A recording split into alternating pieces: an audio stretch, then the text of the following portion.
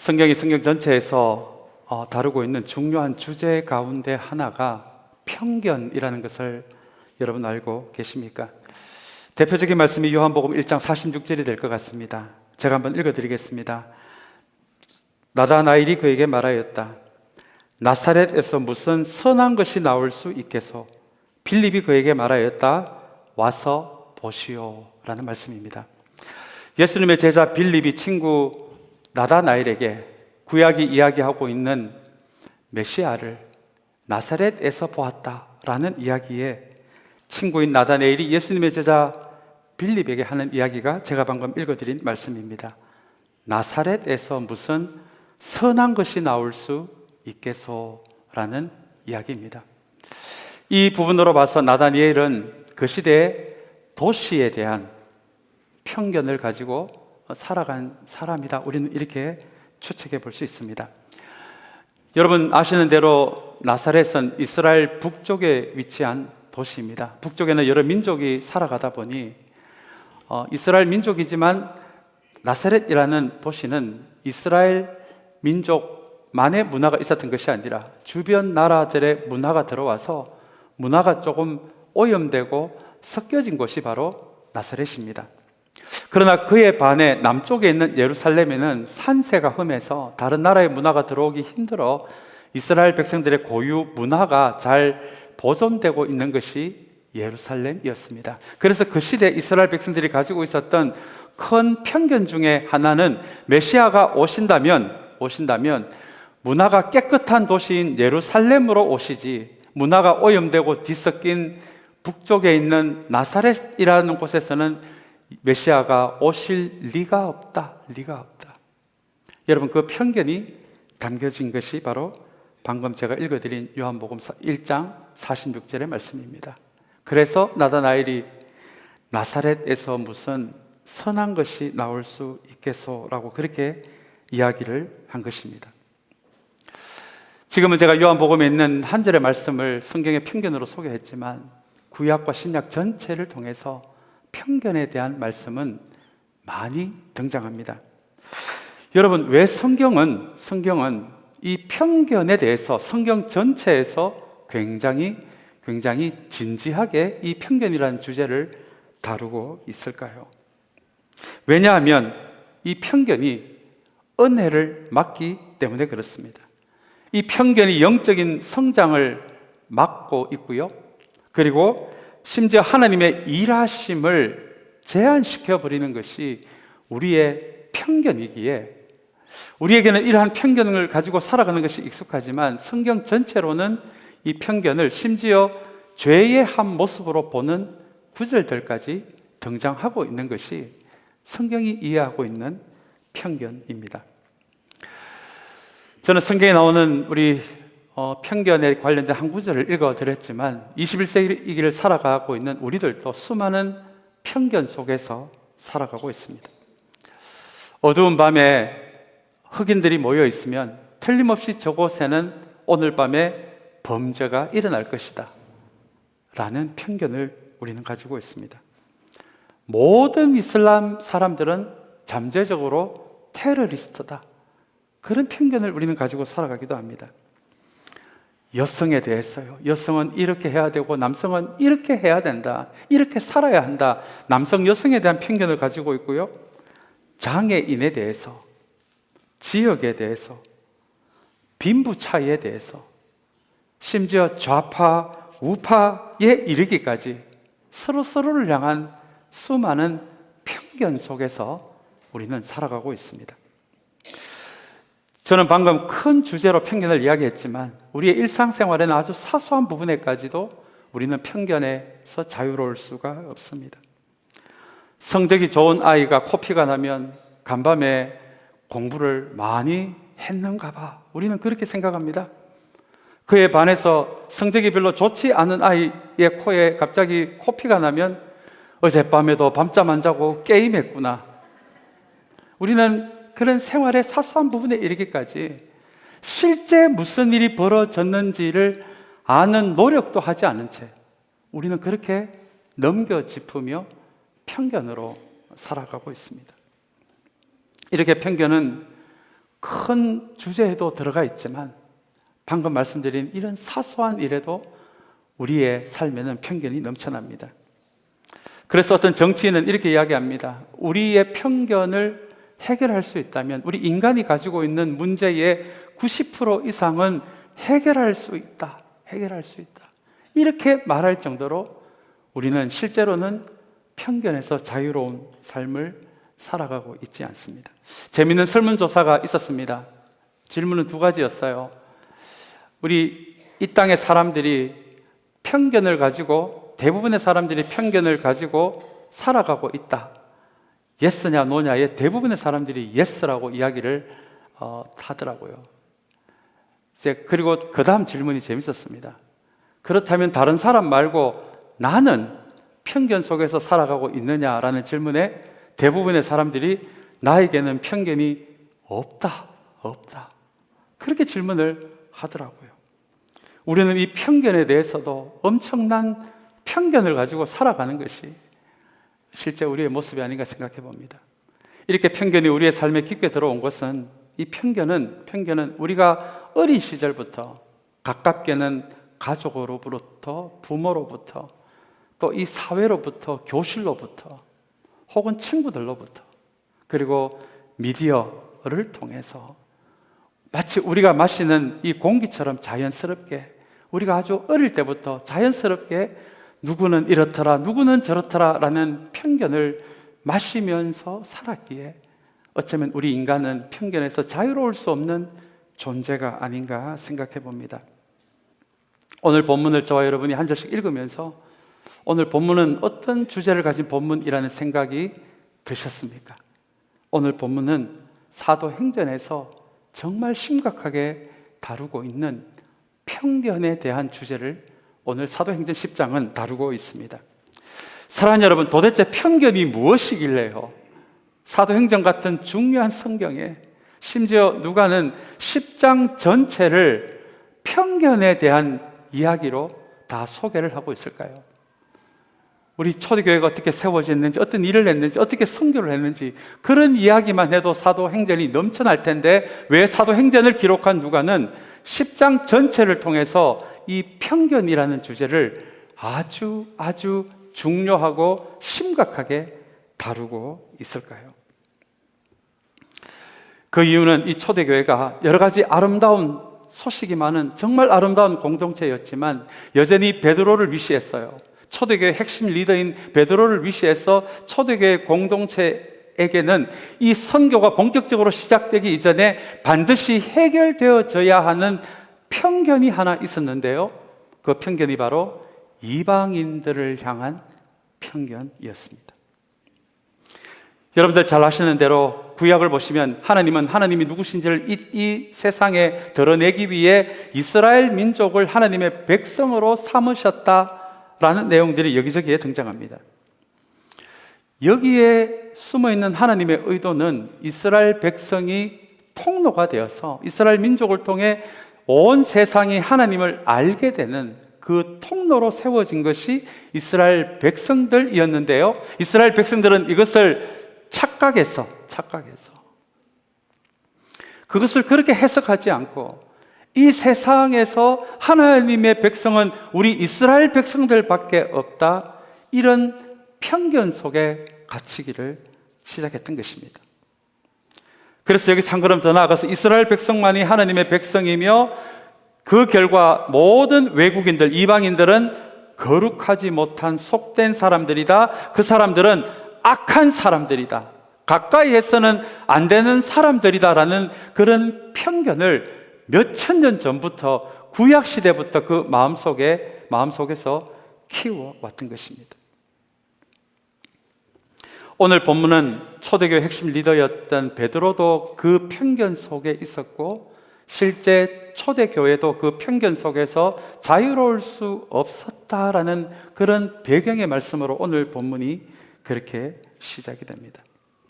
그래서 이방인에 대한 선교가요, 성령이 이 땅에 오시면서 성령이 너에게 임하시면 온 세상에 하나님의 말씀이 전해질 것이다, 복음이 전해질 것이다, 이런 주님의 말씀이 그 초대교회에 처음 초대교회를 이루는 사람들에게 이루어졌음에도 불구하고 사실 오늘 본문에 나오는 베드로와 로마 장교인 고넬료가 만난 이 시점은 성령께서 오순절에 이 땅에 강림하신 이후에 초대교회가 세워진 이후에 10년이 지났어야 드디어 오늘 베드로에게 처음으로 세례를 받고 성령이 임재한 이 외국인인 고넬료라는 이 두 사람의 만남이 성령이 임하시고 10년이 지났어야 오늘 이 일이 드디어 벌어진 것이다 라는 것을 우리가 기억한다면 얼마나 초대교회가 선교가 뭔지도 알고 선교를 해야 되는 것도 알지만 성령께서 임하시고 이 선교를 그 마음속으로는 이방인에 대한 편견 때문에 주저 했던 세월이 10년이나 지났구나. 그렇다면 이방인에 대한 이 편견이 얼마나 강하게 초대교회 안에서 움직이고 있었다는 것을 우리는 기억할 수 있습니다. 그런 의미에서 우리 사도행전 11장부터는 드디어 안디옥 교회가 세워지고요, 바울이 선교사로 파송이 되는 본격적인 선교의 선교가 시작되는 이야기가 11장에서 시작이 될 텐데, 그렇다면 우리가 왜 이 10장에서 누가가 편견에 대해서 다루고 있는지를 우리는 조금 이해할 수 있을 것 같습니다. 아무리 선교가 중요하고 아무리 선교가 주님께서 우리에게 주신 명령이지만 실제로 이방인들에 대한 이 편견이 무너지지 않고는 도저히 이 선교가 시작이 될 수 없기에, 결국 여러분, 선교는 한 영혼을 사랑하는 마음이 아니겠습니까? 한 사람을 주님 안에서 세워주는 그것이 선교가 아니겠습니까? 그 영혼에 대한 소중함과 사랑이 없이는 시작될 수 없는 것이 선교였기에 이 초대교회와 특별히 핵심 리더였던 베드로가 가지고 있던 이방인에 대한 이 편견은 반드시 무너져야 본격적인 선교가 시작될 수 있어서 오늘 이 사도행전 10장은 하나님이 이 베드로의 편견을, 이방인에 대한 편견을 무너뜨리는 이야기로 이 10장 전체가 우리에게 소개되고 있습니다. 그런 의미에서 사도행전 10장은 사도행전 전체 중에서도 너무나 중요한 장입니다. 오늘 드디어 이 10장의 이 사건을 계기로 11장부터 본격적인 선교가 시작되는 그 출발점이 된 것이 이 베드로의 선입견이 무너지는 사건이기 때문에 그렇습니다.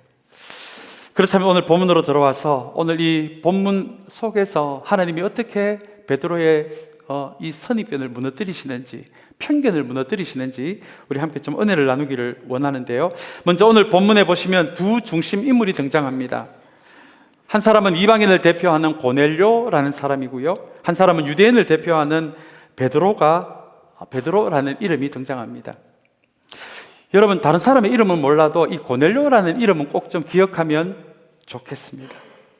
이방인으로서, 외국인으로서 최초로 세례를 받고 그곳에 성령이 임재한 사람이기 때문에 그렇습니다. 그런 관점에서 본다면 저와 여러분들도 이방인이 아니겠습니까? 저와 여러분들은 이스라엘 사람들이 아니기 때문에 그렇습니다. 그렇다면 우리는 이 고넬료 뒤에 줄 서 있는 사람들이라 우리가 이렇게 이해할 수도 있을 것 같습니다. 이스라엘 사람이 아닌 사람으로서 주님으로 인해 구원받은 사람들을 줄을 쫙 세우면 제일 앞에 서 있는 그 사람이 바로 오늘 본문에 등장하는 고넬료라는 사람입니다. 여러분, 이 고넬료가 어떤 사람인지 우리 오늘 본문 2절의 말씀을 저와 여러분들이 한번 좀 같이 읽기를 원하는데요, 우리 한번 2절의 말씀을 한번 같이 읽겠습니다. 우리 같이 읽겠습니다. 그는 경건한 사람으로 온 가족과 더불어 하나님을 두려워하며 유대 백성에게 자선을 많이 베풀며 늘 하나님께 기도하는 사람이었다라는 말씀입니다. 이 고넬료라는 로마 사람이요, 오늘 본문에는 백부장으로 소개되어 있습니다. 이 백부장은 로마 군대에서 100명의 군인을 이끄는 군대 장교를 의미합니다. 아마 이 사람은 이스라엘의 식민지였던 이스라엘로 파병이 되어서 어떤 과정을 통해 율법을 대하게 되고 율법을 통해서 하나님을 알게 된 것 같습니다. 오늘 본문 2절에 방금 읽어 나오는 경건한 사람이라는 표현이 이방인들에게 쓰여졌을 때는 이방인이지만 외국인이지만 하나님을 알고 하나님을 예배하는 사람이다라는 의미가 경건한 사람, 이방인에게 경건한 사람이다라는 이 표현의 의미입니다. 근데 여러분, 오늘 이 사람에 대해서 2절 후반부에 보시면 이 고넬료를 두 가지 표현으로 묘사를 하고 있는데요. 첫 번째 표현은 유대 백성에게 뭐를 많이 베풀었다고요? 자선을 많이 베푸는 사람이었다. 다음에 두 번째는요, 늘 하나님께 뭐 하는 사람요? 기도하는 사람이었다. 이렇게 누가는 고넬료를 소개하고 있습니다. 아직 예수님을 모릅니다. 성령도 누구신지 모릅니다. 예수님의 십자가도 모르고 부활도 모르고 단지 율법을 통해서 하나님이 누구신지만 알고 있는 상태고요. 그리고 그 하나님을 예배하는 사람이었습니다. 그런데 아마 이 고넬료가 율법을 읽어보니 구약 말씀 가운데 얼마나 하나님이 고아와 과부를 귀하게 여기시는 분으로 그렇게 이 고넬료는 그런 하나님을 발견했을 것입니다. 그래서 고넬료는 단지 하나님께 예배하는 정도에서 그치지 않고 오늘 본문에 의하면은 가난한 사람들을 돕는, 자선을 많이 베푸는 사람이었다. 이런 표현과 함께, 그리고 이 고넬료는 하나님께 진실하게 기도하는 사람이었다. 그렇게 누가는 이 고넬료가 최초의 이방인 이 크리스찬이 어떤 사람이었는지를 우리에게 소개하고 있습니다. 우리 이 말씀에 이어서 우리 4절의 말씀도 고넬료를 소개하고 있는 말씀인데요. 4절 말씀도 우리 한번 같이 읽겠습니다. 고넬료가 천사를 주시하여 보고 두려워서 물었다. 천사님, 무슨 일입니까? 천사가 대답하였다. 내 기도와 자선 행위가 하나님 앞에 상달되어서 하나님께서 기억하고 계신다. 그렇게 천사는 이야기합니다. 여러분, 방금 읽은 이 4절에 보시면 상달된다라는 표현이 나옵니다. 상달은 그것이 위로 올라가서 하나님이 계신 하나님의 보좌에까지 그것이 올라갔다라는 의미가 바로 이 상달되었다라는 표현입니다. 그런데 여러분, 오늘 이 고넬료에 대한 설명에서 고넬료가 한 두 가지 행동이 하늘로 올라가서 하나님이 계시는 하나님 보좌에까지 이 두 가지가 올라가서 하나님이 지금 이 고넬료의 두 행동으로 인해 하나님이 고넬료를 기억하게 되었다라는 말씀이 여러분 이 4절의 말씀입니다. 여러분, 이 말씀이 굉장히 중요한 말씀입니다. 하나님이 계시는 그 하나님의 보좌에까지 우리가 이 땅에서 하고 있는 그 수많은 크리스천으로서 하고 있는 두 가지 중에, 여러 가지 중에 두 가지가 하나님이 계시는 보좌에까지 올라간다라는 의미가 이 4절 안에 담겨져 있기 때문에 그렇습니다. 여러분, 이 두 가지가 무엇이겠습니까? 오늘 본문에 보시면 가난한 자에 대한, 힘든 삶을 살아가는 사람들을 붙들어주는, 이것을 이웃사랑이라고 우리는 그렇게 말할 수도 있을 것 같습니다. 우리 다른 것은 몰라도 이웃사랑, 가난한 자를 돌아본 그것은 하늘로 올라가서 하나님이 계시는 하늘 보좌에까지 우리의 그 구제가, 가난한 자의 손을 붙들어 준 것이 하나님이 계시는 곳까지 올라간다라는 의미가 이 안에 있고요. 또 한 가지는요, 또 하나님께로 올라가는 것이 기도다. 그렇게 4절은 우리에게 이야기하고 있습니다. 하나님의 젓가락이라는 표현을 제가 작년인가 한번 설교 시간을 통해서 한번 말씀드린 기억이 납니다. 우리 앞에 반찬이 여러 가지가 있으면 우리의 젓가락이 먼저 가는 반찬이 있습니다. 다 좋아하는 반찬이다라고 할지라도 내가 가장 좋아하는 반찬에 나의 젓가락이 먼저 가게 되어 있습니다. 어떤 영성가는 이렇게 이야기합니다. 하나님에게도 젓가락이 있지 않을까. 그래서 하나님의 젓가락이 먼저 가는 하나님의 사람들이 먼저 있지 않을까라고 이야기를 합니다. 사랑하는 여러분, 하나님은 하나님께 나아오는 모든 사람들을 사랑하십니다. 한 명도 예외 없이 하나님께 나아오는 사람들은 어떤 삶을 살았는지에 상관없이 모든 사람을 사랑하십니다. 그러나 여러분, 이것을 기억하시기 바랍니다. 하나님은 모든 사람을 사랑하시지만 모든 사람을 쓰시지는 않으십니다. 성경 전체는 하나님은 하나님의 일에 사용하신 사람들의 여러 가지 그 사람들이 가지고 있는 무엇인가가 있는데요, 오늘 본문 4절이 우리에게 이야기하고 있습니다. 하나님의 젓가락이 먼저 가는 사람이요. 그 시대 하나님께 예배하는 이방인이 고넬료밖에 없었겠습니까? 그 수많은 하나님을 예배하는 이방인들 중에 아직 예수님은 모르지만 고넬료 외에도 많이 있었을 텐데요. 왜 하필 고넬료였겠습니까? 왜 하필 고넬료를 하나님이 선택하셔서 이 세상에 첫 번째 세례받은 이방인, 성령이 임재한 최초의 이방인으로 그렇게 고넬료를 사용하셨겠습니까? 왜 하나님은 수많은 이방인들 가운데 하필이면 고넬료를 선택해서 초대교회의 편견을 깨는 일에 고넬료를 사용하셨겠습니까? 오늘 4절은 그 이유를 우리에게 말해주고 있습니다. 고넬료는 가난한 사람들을 존귀 여기고 가난한 사람들의 손을 붙들어주는 사람이었다. 또 한 가지요. 이 고넬료는 기도하는 사람이었다. 그 기도가 진실했기에 하나님이 그 기도를 알아보고 이 기도를 지금 누가 하는지도 알고 있는, 기억하는 그런 사람이다라고 4절은 이야기를 하고 있습니다.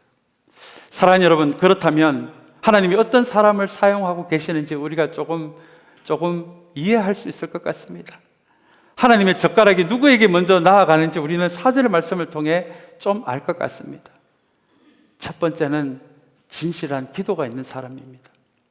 두 번째는 가난한 자들, 힘든 삶을 살아가고 있는 사람들을 정말 붙들어주는 그 이웃사랑, 그 성품의 사람에게 하나님의 젓가락이 먼저 가는구나라는 것을 4절은 우리에게 이야기해 주고 있습니다. 이것이 고넬료의 기도와 구제가 상달되었다, 그리고 고넬료의 기도를 하나님이 기억하게 되었다라는 이 말씀의 의미입니다. 사랑하는 여러분, 이 시대도 마찬가지 아닐까요? 예수 그리스도를 주님으로 고백하는 모든 사람들을 주님은 사랑하십니다. 그러나 우리 주님은 모든 사람을 사용하지는 않으십니다. 지금 이 시대에도 하나님의 젓가락이 먼저 나가는 사람들이 있기 때문에 그렇습니다. 오늘 이 고넬료가 하나님께 쓰임받은 첫 번째 이방인이었다는 것을 우리가 기억한다면, 사랑하는 여러분, 이 시대에도 하나님의 젓가락이 누구를 쓸지 하나님의 젓가락이 움직이고 있지 않겠습니까? 오늘 이 4절의 말씀을 기억하시면서 사랑하는 여러분, 이 시대에도 하나님과 함께 일할 사람들, 하나님의 은혜의 통로가 될 사람들을 찾고 계시는 하나님의 젓가락이 저와 여러분들을 향해, 그리고 우리 참사랑교회를 향해 하나님의 젓가락이 다가오는 그런 은혜가 우리 모두에게 있게 되기를 간절히 소망합니다. 그리고 여러분, 우리 9절의 말씀입니다. 이제 우리 9절 이전에는 이제 4절부터는 말씀을 통해서 어떻게 이 로마 장교 고넬료가 한 번도 만난 적이 없고 알지도 못하는 베드로를 이제 서로 만나게 되는 이야기가 전해지는데요. 놀랍게도 고넬료가 기도하는 가운데 환상 가운데 천사가 나타나고 사람을 보내서 욥바라는 곳에 베드로가 있으니 우리 베드로를 데리고 오라라고 고넬료에게 그렇게 이야기를 합니다. 그래서 고넬료는 하인들과 또 다른 하나님을 예배하는 부하 로마 사람 하나를 선택해서 이 세 명을 베드로를 찾아오라고 욥바로 보내게 됩니다.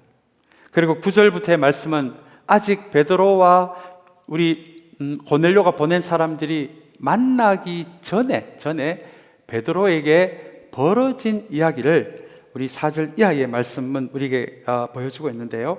우리 9절의 말씀을 먼저 한번 보기를 원합니다. 우리 9절의 말씀을 한번 같이 읽겠습니다. 이튿날 저들이 길을 가다가 욥바에 가까이 이르렀을 때에 베드로는 기도하려고 지붕으로 올라갔다. 때는 오정쯤이었다. 지붕으로 올라갔다. 우리가 알고 있는 지붕이 아닙니다. 이스라엘의 집은 평평했기에 여기는 지붕으로 번역이 되어 있지만 옥상이다. 우리 그렇게 이 지붕이라는 단어를 이해할 수 있을 것 같습니다. 그리고 기도하러 올라간 시간이 정오니까 12시입니다. 아마 베드로도 우리 구약의 전통을 따라 아침 9시, 12시, 오후 3시 이렇게 하루 3번 기도했던 것 같습니다. 자, 이제 여기서 우리 정오쯤에 기도하러 올라가는 가운데 우리에게 익숙한 그런 환상이 이제 우리 9절 이후부터 그 내용이 이어지는데요. 사랑하는 여러분, 여기서 놀라운 것은 이제 드디어 베드로가, 이방인에 대한 편견을 가지고 있는 베드로가 고넬료를 만나서 이제 모든 이방인에 대한 편견이 무너지고 본격적인 선교가 시작되는 이 역사적인 만남을 우리 오늘 본문에서 누가는 기록하고 있는데요. 놀랍게도 3절을 보시면 고넬료도 기도하는 가운데 베드로라는 존재를 알게 되고요. 오늘 또 이 9절의 말씀에 보시면 이제 이 기도를 마치면 이제 고넬료가 보낸 사람들을 만나게 되는데 9절에도 보시면 베드로가 기도하려고 지붕으로 올라갔다, 그렇게 이야기를 하고 있습니다. 여러분, 왜 누가는 이렇게 기록을 했을까요? 드디어 베드로와 고넬료가 만나는 이 역사적인 만남, 그래서 이제 모든 이방인들에 대한 편견이 무너지고 이제는 선교가 본격적으로 시작되는 이 둘의 만남을 누가는 기록하면서 왜 고넬료도 기도하다가 베드로도 기도하러 지붕에 올라갔다가 이렇게 묘사를 하고 있을까요? 누가는 이 두 명의 기도하는 장면을 통해서 역사적인 만남이 이루어졌다라는 이 기록을 통해서 정말 하나님이 일하시는 그 일하심은 다른 어떤 방식이 아니라 누군가의 진실한 기도를 통해 하나님의 일하심이 시작이 되고 하나님의 일하심이 이 온 세상에 퍼져나가는 그 방식이 누군가의 기도를 통해서라는 것을 지금 누가는 오늘 사도행전 10장의 말씀을 통해서 고넬료의 기도를 통해서 베드로의 기도를 통해서 우리에게 그렇게 가르쳐주고 있는 것입니다. 사랑하는 여러분, 저는 담임 목회를 시작한 지 올해가 이제 아마 13년이 될 것 같습니다. 지금도 부족한 것이 많이 있지만 이 초창기에도 이 담임에 대한 경험이 없으니까 제가 참 많은 실수를 한 것 같습니다.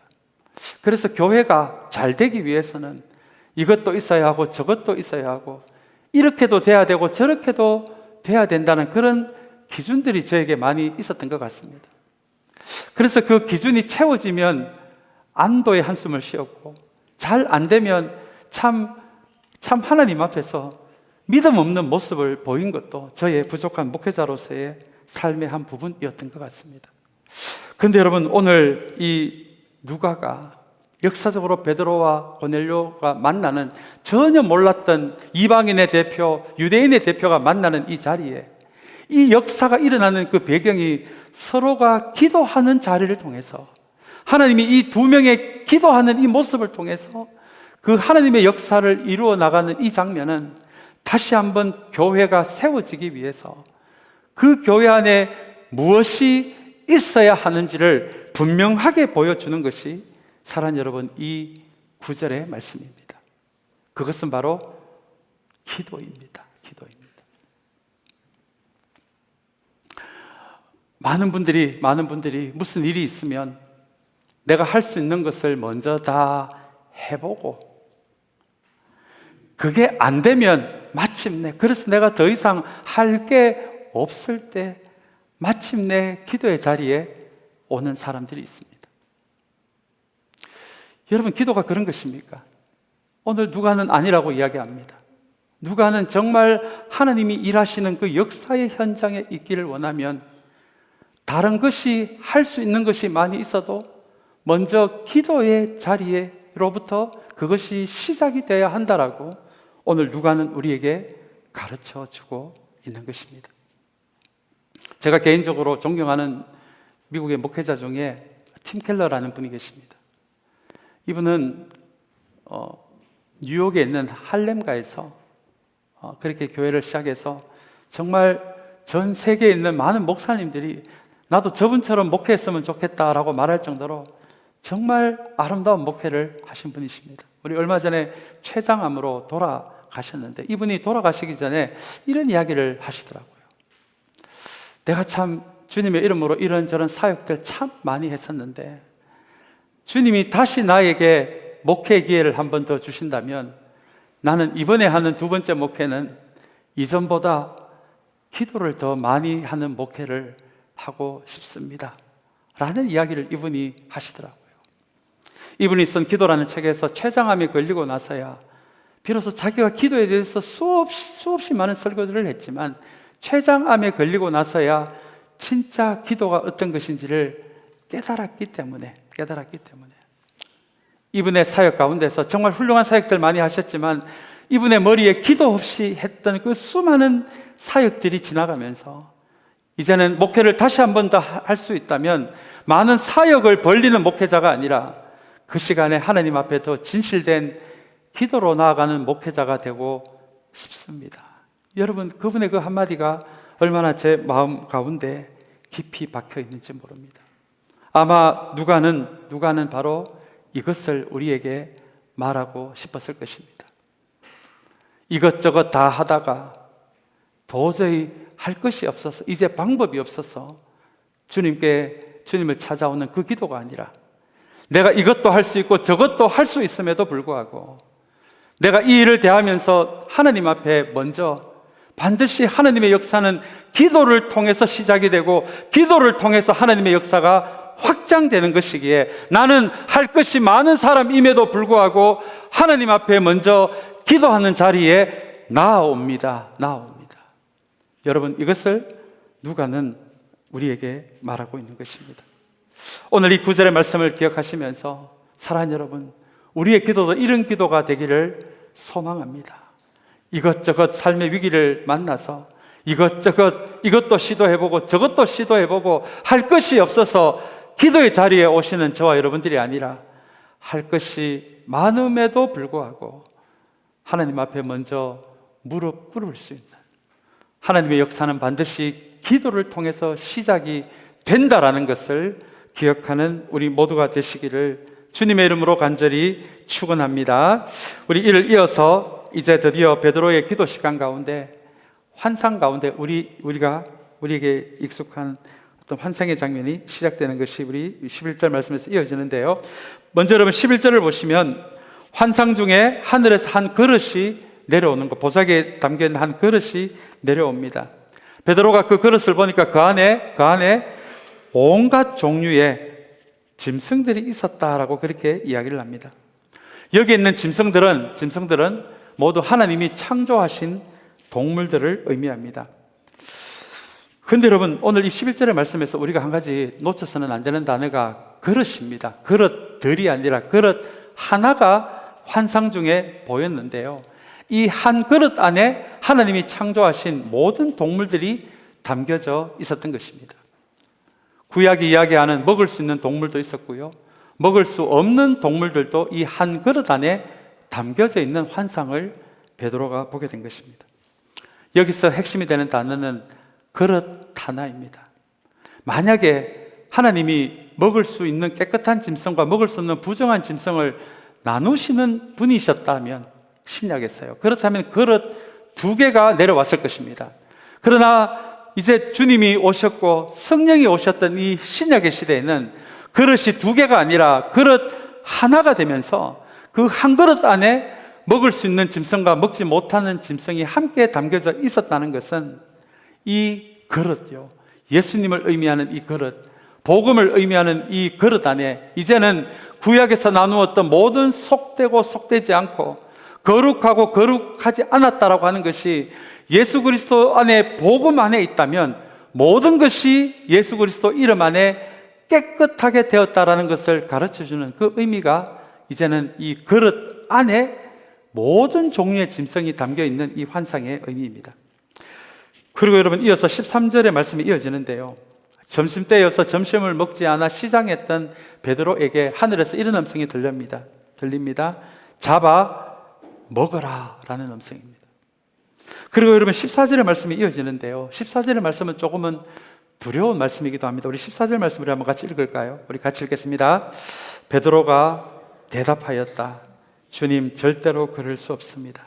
나는 속되고 부정한 것은 한 번도 먹은 일이 없습니다. 여러분, 지금 무슨 일이 벌어지고 있는 것입니까? 이 주님의 명령에 베드로가 지금 노라고 그렇게 말하고 있는 것입니다. 특별히 베드로가 어떤 단어를 쓰고 있는지 여러분 한번 보시기 바랍니다. 주님, 그 다음에 단어가 어떤 단어입니까? 절대로라는 단어입니다. 지금 로마 장교가 명령한 것이 아닙니다. 어떤 관리가 베드로에게 다 잡아먹으라고 지금 명령한 것이 아닙니다. 환상 가운데 주님이 말씀하신 것입니다. 그런데 베드로는 감히 주님의 명령을 거절하면서 절대로 먹을 수 없다라고 주님께 그렇게 이야기를 합니다. 내가 한 번도 구약에서 먹지 말아라고 한 짐승을 먹은 적이 없습니다. 그래서 다른 명령은 몰라도 주님의 이 명령만큼은 절대로 따를 수 없습니다라고 베드로는 이야기합니다. 여러분, 이게 무슨 의미입니까? 정말 바리새인 같은 그런 유대인들을 전도해서 같이 예배드리고 밥 먹으라고 하면 제가 얼마든지 하겠습니다만은, 그러나 유대인이 아닌 이방인들은 이 사람들을 전도해서 같이 예배드리고 같이 밥 먹어라, 저는 딴 것은 몰라도 그것만큼은 절대로 할 수 없습니다. 여러분, 그 의미가 14절 안에 담겨져 있습니다. 오늘 선교의 시대가 본격적으로 시작되기 전에 왜 누가가 10장에서 이 베드로의 이야기를 다루고 있는지 이제 좀 알 것 같습니다. 여러분, 편견이 무엇이길래요? 우리가 가지고 있는 사람에 대한 편견이 무엇이길래? 오늘 14절에 의하면 주님의 명령까지도 베드로는 절대로 할 수 없습니다. 절대로 할 수 없습니다 라고 그렇게 이야기하고 있을까요? 사랑하는 여러분, 이 24절은 사람에 대한 우리가 가지고 있는 편견이 얼마나 무서운 것이 될 수 있는지를 우리에게 보여주고 있는 말씀이기도 한 것이 14절의 말씀입니다. 저는 이 14절에 베드로가 절대로라는 이 단어를 보면서 저도 참 같은 실수를 많이 저질렀다라는 저의 목표를 돌아보게 되었습니다. 사람에 대한 편견요, 참으로 눈에 보이는 대로 판단하는 그 편견에 빠지기 가장 쉬운 사람들 중에 한 명이 바로 목회자이기 때문에 그렇습니다. 만나서 서너 시간만 같이 차만 마셔도 이분이 이것 때문에 이렇게 행동하셨구나라는 것이 이해가 되는데, 이 사람의 말 몇 마디 때문에, 행동 하나 때문에 이 사람은 이런 사람이구나, 내 안에서 차가운 선을 그어버리고 내가 이 사람하고는 인사까지만 한다, 절대로 밥은 안 먹는다. 여러분, 그런 선을 우리도 그어버릴 때가 얼마나 많이 있습니까? 저도 그런 실수 참 많이 한 것 같습니다. 그래서 베드로의 주님 절대로라는 이 단어가 참 저의 마음에 참으로 아픈 마음으로 저에게 다가왔던 것이 이 설교를 준비하면서 저의 찔리는 마음이었습니다. 사랑하는 여러분, 그래서 이 편견은 성경에서 죄라고 이야기합니다.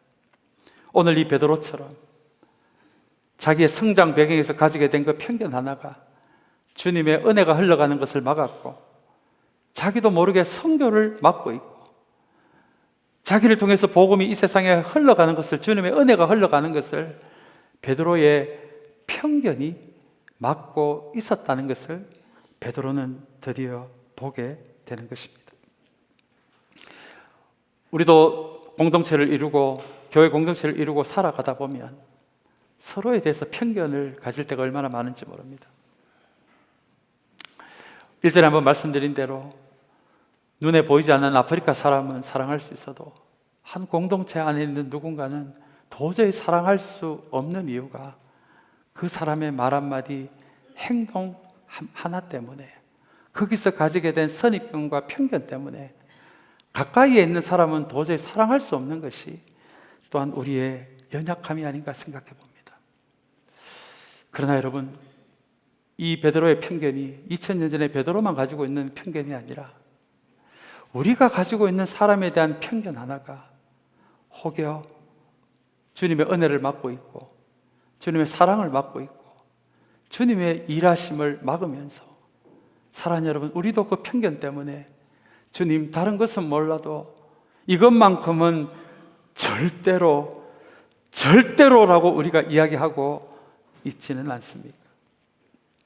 오늘 이 14절의 말씀을 통해서 사랑하는 여러분, 다시 한번 우리 입에서 우리의 편견으로 인해 주님 앞에 절대로라는 이 단어를 사용하는, 그래서 주님의 은혜를 막고 주님의 일하심을 막는 그런 어리석은 사람들이 되지 않게 되기를 간절히 소망합니다. 이제 우리 마지막으로 15절의 말씀입니다. 이 편견이 드디어 무너지는 장면인데요, 우리 15절 말씀을 마지막으로 같이 읽겠습니다. 그랬더니 두 번째로 음성이 다시 들려왔다. 하나님께서 깨끗하게 하신 것을 속되다고 하지 말아라. 절대로라는 말로 주님의 명령을 거절하는 이 베드로의 모든 편견을 한 번에 뒤집어 버리는 주님의 음성이 바로 15절의 말씀입니다. 주님의 말씀이 바로 하나님께서 깨끗하게 하신 것을 네가 속되다고 하지 말아라 라는 말씀입니다. 하나님께서 깨끗하게 하셨는데, 하나님께서 예수 그리스도의 십자가와 부활로 저 사람을 깨끗하게 하셨는데, 네가 뭐라고 하나님께서 깨끗하게 하신 것을 네가 속되다고 말하고 있느냐라는 주님의 음성이 15절에 베드로에게 들려집니다. 이제는 주님으로 인한 복음의 시대, 용서의 시대, 화해의 시대가 시작이 되었는데, 너는 아직까지도 하나님께서 깨끗하게 하신 것을 너의 편견을 통해 속되다고 하고 있느냐라는 주님의 그 꾸중하는 음성에 다시 한번 자신의 모든 편견을 내려놓고 고넬료를 찾아가는 그 말씀으로 오늘 우리 그 말씀까지 읽지는 않았지만 그 이후에 등장하는 말씀의 내용입니다. 우리 10장 34절 35절에 보시면 고넬료와 고넬료의 가족과 고넬료의 친구들이 모여있는 그곳에서 베드로가 이렇게 솔직하게 이야기합니다. 제가 34절 35절 말씀 읽어드리겠습니다. 베드로가 입을 열어 말하였다. 나는 참으로 하나님께서는 사람을 외모로 가리지 아니하시는 분이시고, 하나님을 두려워하며 의를 행하는 사람은 그가 어느 민족에 속하여 있든지 다 받아주신다는 것을 이제서야 깨닫게 되었습니다 라고 고넬료와 고넬료의 친구들 앞에서 솔직하게 이야기하는 그 베드로의 모습이 그려지고요, 그리고 베드로의 세례를 통해 그곳에 성령이 임재하는, 드디어 선교를 가로막고 있었던 모든 편견이 무너지는 이야기가 10장 후반부에 소개되어져 있습니다. 사랑하는 여러분, 이제 말씀을 맺기를 원합니다. 어떤 영성가는 이렇게 이야기합니다. 편견을 넘어서야 우리는 비로소 주님이 가르치시는 사랑을 시작할 수 있습니다. 그리고 편견을 넘어서야 주님이 우리에게 하라고 하신 선교를 비로소 시작할 수 있습니다. 여러분, 이것이 편견의 의미입니다. 선교적 교회, 여러분, 시간이 지난다고 해서 저절로 되는 것이 아닙니다. 오늘 10장은 우리가 정말 선교적 교회가 되기를 원한다면 먼저 우리 안에 있는 혹여 사람에 대한, 믿음에 대한, 교회에 대한, 하나님에 대한 편견이 있다면 그 편견이 먼저 무너져야 한다라고 10장은 우리에게 이야기를 하고 있습니다. 사랑하는 여러분, 다시 한번 편견이, 내 안에 있는 사람에 대한 편견이 무너져야 진짜 사랑이 시작될 수 있습니다. 편견이 무너져야 진짜 선교가 시작될 수 있다고 하는 것을 사랑하는 여러분 기억하는 우리 모두가 되시기를 간절히 소망합니다.